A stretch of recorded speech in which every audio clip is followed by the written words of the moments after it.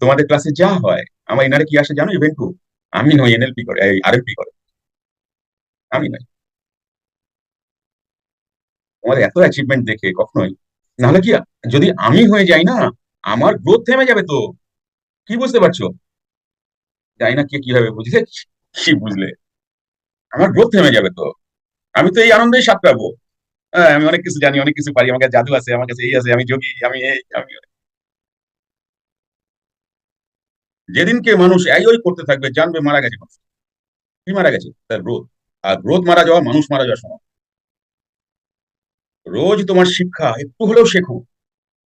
Professional হতে পারে, সংসার হতে পারে, অজস্র কিছু পড়ে আছে। কিছু হলে রোজ কিছু শেখো।